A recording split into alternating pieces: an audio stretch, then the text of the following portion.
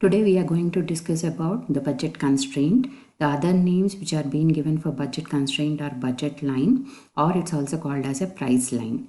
So what is a budget constraint? So before that, one simple thing what we have learned in unit 1 and unit 2 is human beings have unlimited wants or desires. But what is a constraint they have over there? They have the limited income. So what they are supposed to do with that limited income, whatever they are supposed to spend on the commodities or products so that they can get the maximum satisfaction. So there the budget constraint comes into the picture. So what is a budget constraint? It's nothing but it shows all the combinations of the two goods which a consumer can buy, spending his income on the two goods at a given prices. That is nothing but the prices of the goods are being known and how he is going to spend his income on those two commodities. So what are the two basic elements we have in this? One is the consumer income. The other one is the prices of both the goods. Now coming for the next one. So we have an equation of the budget line. So what that equation is, that's nothing but it says M is equal to Px into Qx plus Py into Qy. M shows the consumer's income. Px shows the price of the product X. Qx shows the quantity of how much of a product X the consumer is going to get. Py is the price of the product Y. Qy is the number of units or the quantity of a product Y what a consumer is going to get.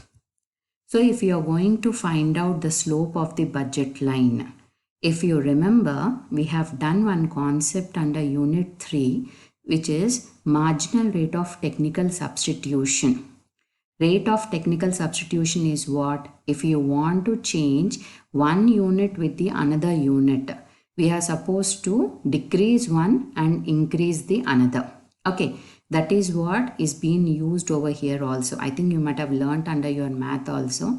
If you want to find out a slope for a like a straight line and all those things. So the formula is change in y by change in x. Okay, ma.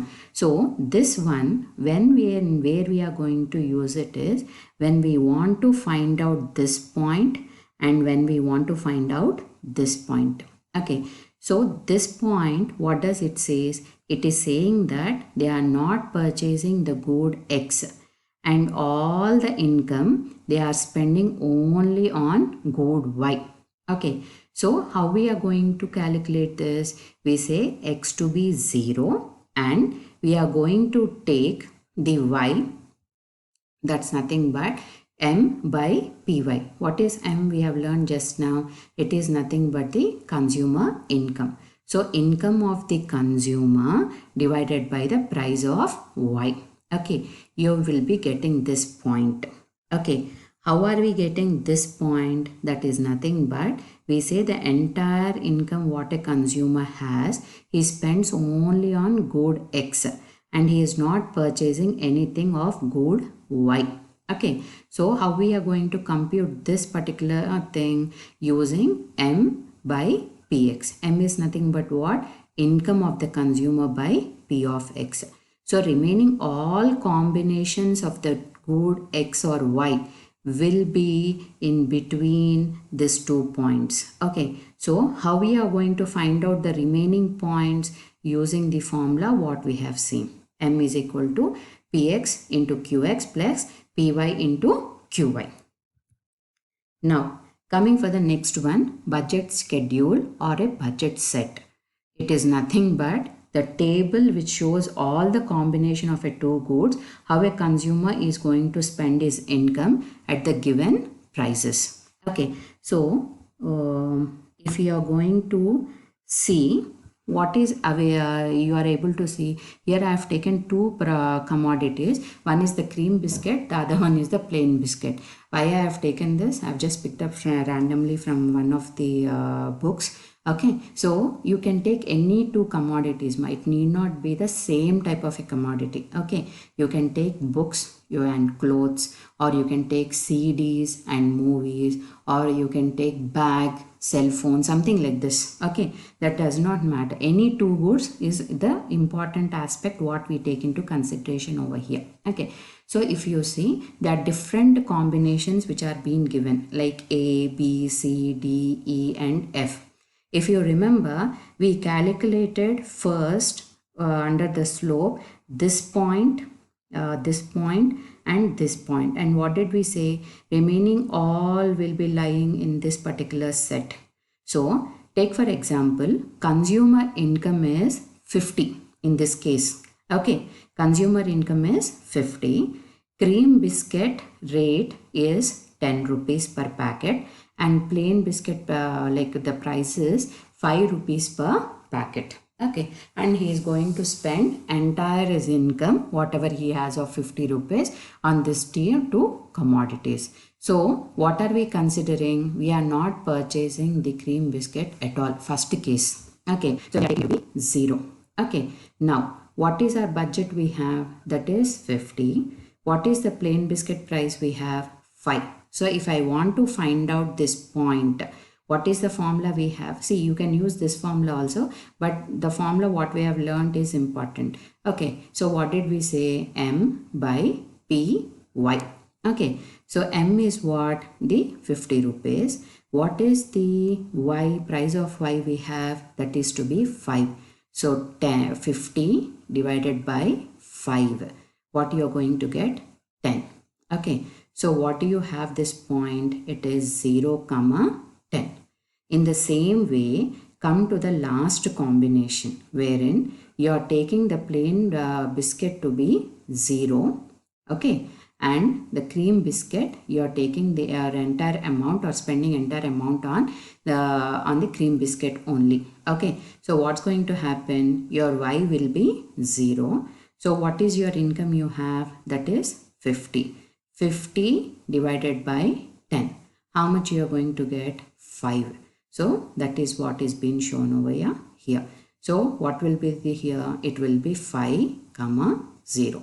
Rest all combinations whatever we are going to have in between A and F, that is B, C, D and E. Okay, how we can derive this? Using the formula M is equal to Px into Qx plus Py into Qy. Okay, so this is what is being shown over here. I think you can easily understand. If you are taking cream biscuit packet to be 1, so that is amount is 10 rupees, 10 into 1 plus plain biscuit is how much? 5 rupees, and into how much are you taking? 8. So 10 into 1 plus 5 into 8, that is equal to 50. Okay, so remaining C, D and E are also calculated in the same manner. So if you are going to represent it on an graph form, you will be able to see that it's going to slope downwards. Now, coming for the features of or properties of the budget line. First two, it says that it is negative slope and it's a straight line.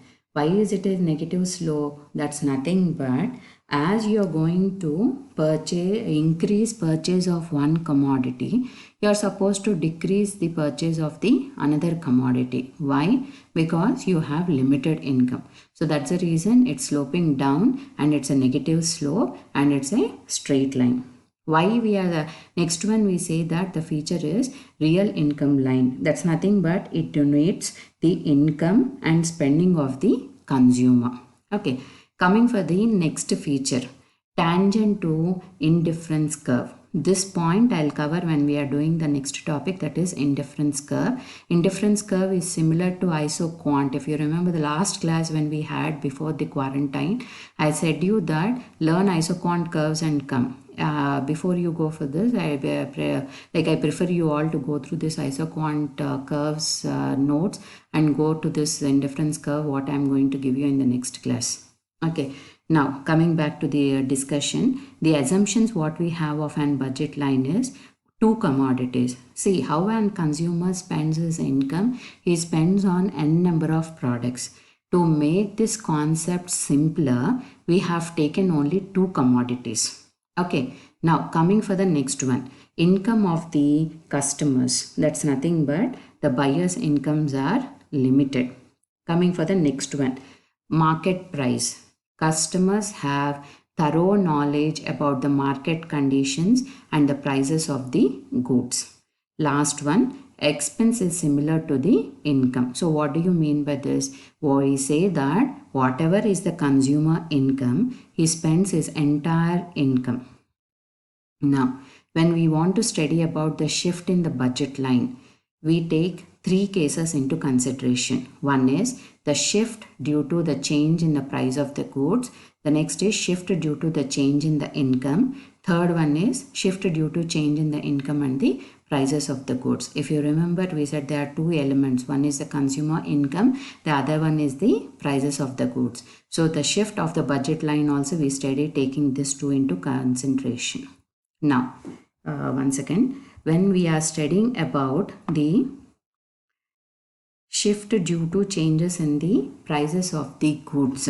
Yes, ma. So, how many goods we have taken into consideration? Two commodities. What are they? X and Y. Okay. So, if you are going to see in the first diagram over here, okay, good X is on the X axis, good Y is on the Y axis. Okay. B L is the original budget line or the price line. Okay, now we are expecting a change in the price of good X. Okay, so if the good X price is going to decrease and good Y price is going to be constant, income of the consumer is going to be constant, what is going to happen? Because good X prices have come down, the consumer has or his ability to purchase increases. So what does he do? He is going to increase his consumption. So what will be the new budget line? It will be BL. BL1. Okay, now coming for the next two case. You consider the good Y prices to be constant and you consider the income to be constant. Now, good X price is increased. So, if your good X price is increased, what is going to happen?